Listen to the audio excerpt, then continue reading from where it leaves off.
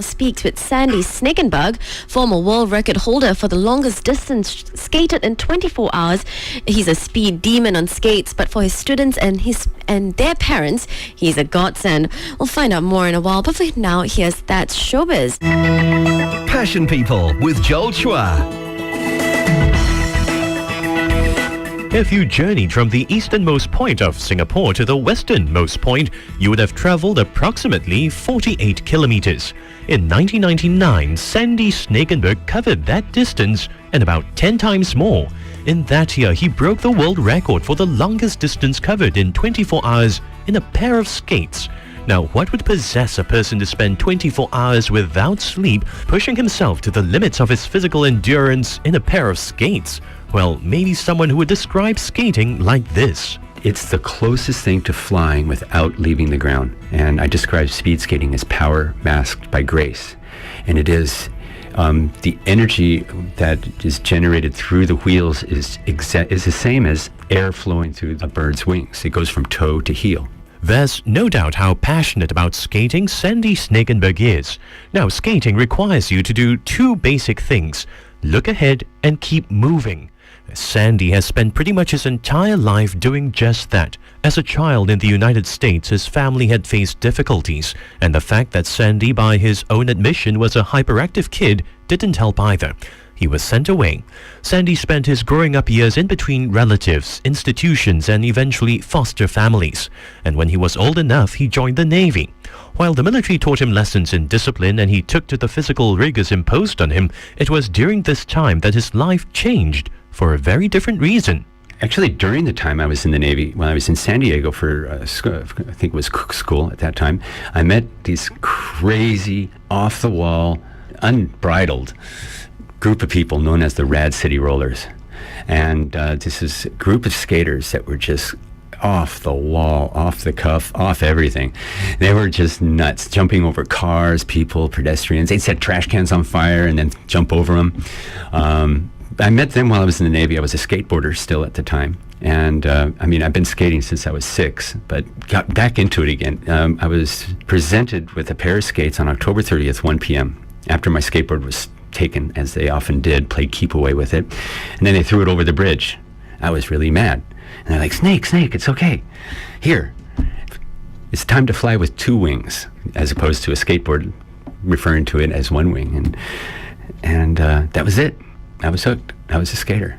Through skating, Sandy was beginning to discover himself. For the former hyperactive kid, skating helped him find his feet and go places he never thought he would. It grounded him and allowed him to soar at the same time. He would eventually make a career out of his passion. But while he felt that his life was finally starting to change for the better, it took another, more painful, life-defining event to truly give him a new perspective. I noticed some commotion going on the other side of the parking lot, and then the commotion grew and grew. It was a violent thing going on, and somebody was just getting the living stuff kicked out of them. It was a gang fight, and anyway, and I went, heck with this, and I just bolted, didn't even think. And then the last thing I remember is Steve going, Snake, don't. And then I was gone. I was a human projectile on skates. And I just blasted right through them, no stopping, just plowed right through these guys. And physics, mass times velocity, and went through them, kept going. They started chasing me. And what I did was I just, turned around, hit my toe stops, and came out after them again. Full blast. Some of them got a couple of punches in, but I was plowing, constantly. And pretty soon, there was just a couple people still trying to chase me, but they started throwing things at me. I got hit upside the face with a can of something, full can, and it just shifted my jaw all the way to the right. And the left side of the jawbone cut into the jugular, and I was actually bleeding to death through my mouth. And I couldn't get a hospital bed because I was unemployed, and they didn't deem it life-threatening. They didn't know I was bleeding to death.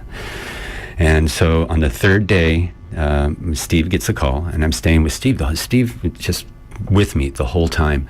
And I have a Cool Whip dish container under me. I couldn't even sleep. I couldn't eat. So I was on a liquid diet. 3rd day, I go into the hospital.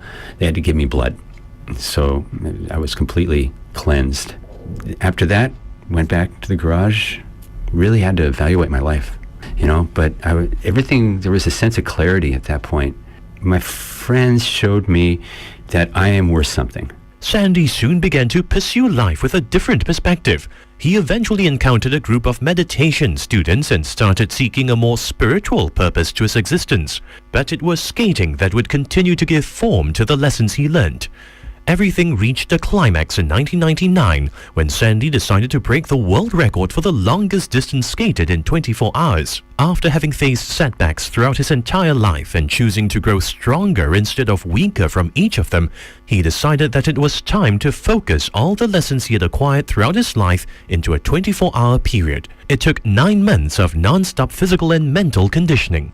While Sandy looked forward to it, the actual event was more intense than his training had prepared him for. I was relieved to get started, because I've been talking about this for years. I've been wanting to do it.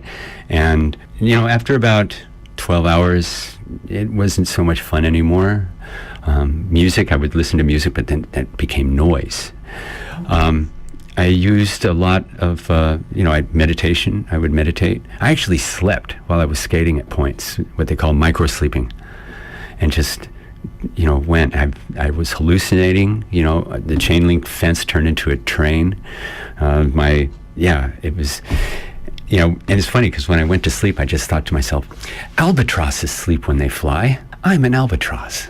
And I just closed my eyes and I'd still skate. And then when the light from the lantern at the corner hit my eyes, I would open them up to make the corner. Sandy skated a total of 508 kilometers that day, beating the previous world record by a few kilometers. That's about 10.5 times the length of Singapore, where his skates would eventually lead him to a few years later. In 2002, Sandy was invited to conduct lessons by a local company that specialized in skating. He's been here ever since, teaching anyone willing to learn, imparting his passion for the sport to his students. Sandy is also a much sought-after athletics and weights training coach, where he employs unique and personally devised methods to motivate and get his clients into shape. Sandy strongly believes in the special bond between student and coach.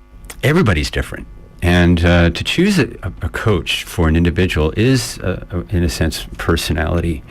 But what a coach does more than just give you, instructions and tell you, what good form and what good technique is also helping inspire you.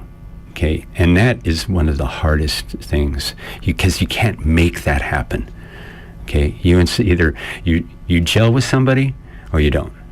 Okay, if I ask you, am I your coach? And you say, I don't know. I say, well, I guess you don't know. I can't coach you.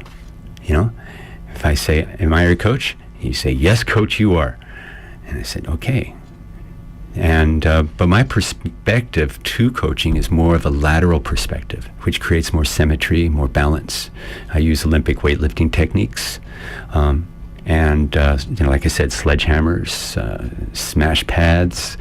The approach is more of an athletic level, but it can be diluted, for a fitness level as well. I do the same thing with 4-year-old, 5-year-old kids now, but it's again way diluted, and I try to make it into a fun atmosphere. But of course, skating remains Sandy's first love. Having been through some of the hardest lessons life can throw at a person, and knowing what it's like to be different, he has a special place in his heart for a group of special students who also go through their fair share of daily challenges.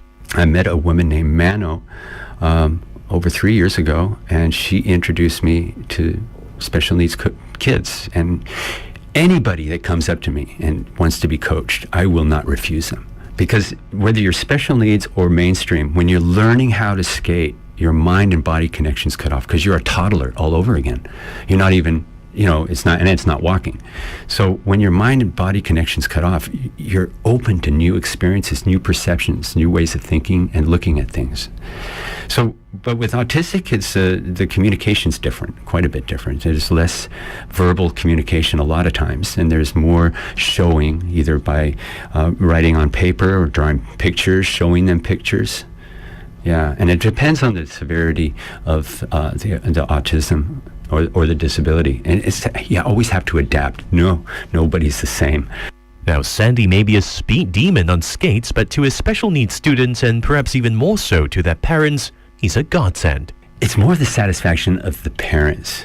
What one parent, said to me was, after I taught her child how to skate, and she learned how to skate. This woman, her name's Kai-Ying. Like, now her son is on speed skates, fitness speed skates. And to see the other parents' reaction, so they would look at, Sebastian and go with a look of pride, and she's not really seen that much. That gives you a sense of not normality, but what other parents experience when their son or daughter, does something what they feel is great. So I think and other parents, they enjoy the fact that they can go out and do something that all the other families are doing. Sandy Snickenberg's skates have brought him all across the world, and he may have broken the world record for the longest distance skated in a day. But the greatest journey Sandy skates have seen him through is probably that between his passion and his destiny. Sandy is currently in the process of writing a book on the experiences and lessons he learned preparing for and eventually breaking his world record. And not one who believes in comfort zones, Sandy is also planning for another attempt to break that record again. To find out more about Sandy, visit his